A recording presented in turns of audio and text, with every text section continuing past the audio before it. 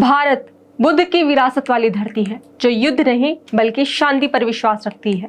इसलिए भारत इस रीजन में भी स्थायी शांति का एक बड़ा पैरोकार है। भारत का मत एकदम साफ है, ये युद्ध का युग नहीं है। पोलैंड की राजधानी वार्सा की धरती से जब प्रधानमंत्री नरेंद्र मोदी ने दुनिया को ये संदेश दिया तो ये कहा जाने लगा कि क्या पीएम मोदी रूस और यूक्रेन के बीच की जंग रुकवा सकते हैं? क्या मोदी शांति दूत है? इसका जवाब यूक्रेन की सांसद यूलिया क्लाइमेंको ने दिया है। दरअसल पीएम मोदी इस वक्त यूक्रेन के दौरे पर है और यह दौरा ऐसे समय पर हो रहा है जब रूस और यूक्रेन में 2.5 साल से युद्ध चल रहा है। यहाँ उन्होंने राष्ट्रपति वोलोदिमीर जेलेंस्की से मुलाकात की। यूक्रेन के दौरे पर जाने वाले पीएम मोदी पहले भारतीय प्रधानमंत्री हैं। 1991 में सोवियत संघ के टूटने के बाद यूक्रेन की स्थापना हुई थी। तब से लेकर आज तक कोई भी भारतीय प्रधानमंत्री यूक्रेन नहीं गया था। बता दें कि पीएम मोदी के स्वागत में मेनिन्स्की पैलेस को भारत और यूक्रेन के झंडों से सजाया गया और भारतीय समुदाय ने भारत माता की जय के नारों के साथ पीएम मोदी का स्वागत किया। तो वहीं इन सब के बीच यूक्रेन की सांसद यूलिया क्लाइमेंको ने एक बड़ा बयान दिया है। पीएम मोदी के यूक्रेन के दौरे के दौरान यूलिया क्लाइमेंको ने कहा कि नरेंद्र मोदी भारत के अंदर और बाहर दोनों जगह एक बहुत शक्तिशाली व्यक्ति है। मोदी ग्लोबल साउथ का चेहरा है। पीएम मोदी पुतिन को युद्ध रोकने के लिए मना सकते हैं।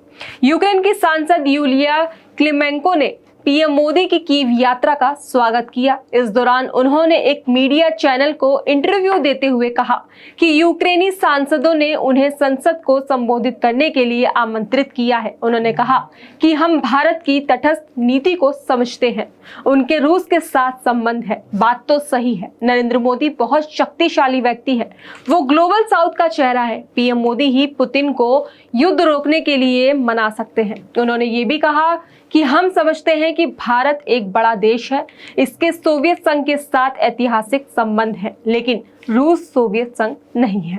देखा जाए तो विदेश के लोगों ने भी पीएम मोदी की ताकत की तारीफ की है।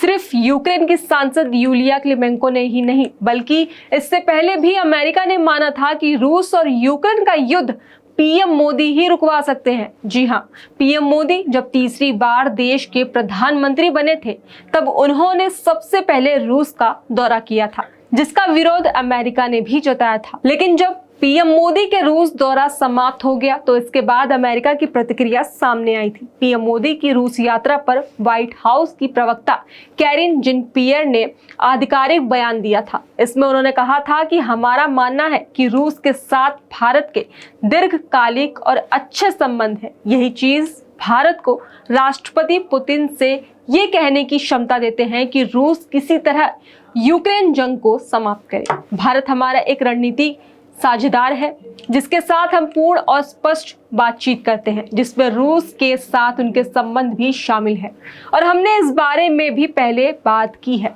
यह महत्वपूर्ण है कि भारत सहित सभी देश यूक्रेन के मामले में एक स्थायी और न्यायपूर्ण शांति को साकार करने के प्रयासों का समर्थन करें। इस युद्ध को समाप्त करना राष्ट्रपति पुतिन का काम है। राष्ट्रपति पुतिन ने युद्ध शुरू किया और वो ही इस युद्ध को समाप्त कर सकते हैं। मतलब विदेशों के नेताओं ने तक ये मान लिया है कि पीएम मोदी ग्लोबल साउथ का चेहरा है। आपको बता दें कि पीएम मोदी का ये दौरा इसलिए भी खास है क्योंकि 24 फरवरी 2022 को रूस के हमले के बाद अब तक नाटो देशों के अलावा किसी अन्य देश के नेता ने यूक्रेन का दौरा नहीं किया है।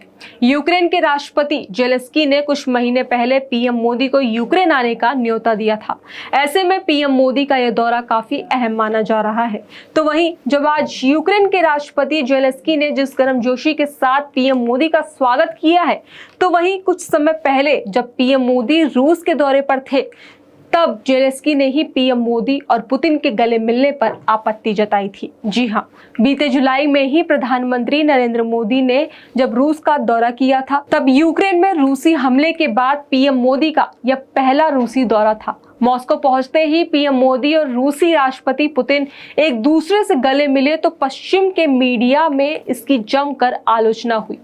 पुतिन और मोदी का गले मिलना यूक्रेन के राष्ट्रपति जेलेंस्की को रास नहीं आया था। जेलेंस्की ने 9 जुलाई 2024 को इस पर आपत्ति जताते हुए कहा था कि आज रूस के मिसाइल हमले में 37 लोग मारे गए, इसमें 3 बच्चे भी शामिल थे।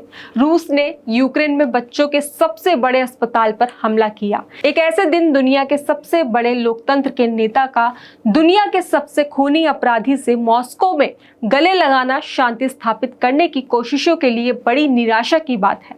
तो वहीं करीब 1.5 महीने बाद पीएम मोदी अब यूक्रेन के दौरे पर है। तो वहीं आपको बताते चले कि रूस और यूक्रेन युद्ध के दौरान भारत के संबंध इन दोनों देशों के साथ बढ़े हैं। इसलिए मैं आपको थोड़ा सा पीछे लेकर चलती हूँ। तो जब भारत और सोवियत यूनियन के बीच 1971 में peace, friendship and cooperation treaty हुई थी, तब सोवियत संघ का पतन हुआ था। तो जनवरी 1993 में यह संधि Indo Russian friendship and cooperation treaty में बदल गई थी। यूक्रेन से पहले भी भारत सोवियत यूनियन के आक्रमण पर खामोशी बरतता रहा है, चाहे 1956 में हंगरी हो या फिर 1968 में चेकोस्लोवाकिया या फिर 1979 में अफगानिस्तान पर हमला हो। हालांकि यूक्रेन के मामले में भारत का रुख थोड़ा सा अलग रहा है।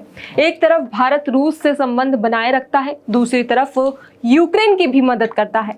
दरअसल इस वक्त भारत की नीति एक तरफा की नहीं बल्कि सबसे अच्छे संबंध बनाए रखने की है। युद्ध के दौरान भी भारत का रूस के साथ या यूक्रेन के साथ कारोबार बढ़ा ही है, घटा बिल्कुल नहीं है, बल्कि और देशों के जो कारोबार है वो रूस और यूक्रेन के साथ घटे हैं। लेकिन हमारे भारत देश का जो कारोबार है वो रशिया और यूक्रेन के साथ बढ़ा है। भारत अपने हितों के हिसाब से रूस या यूक्रेन के साथ अपने संबंध बढ़ा रहा है।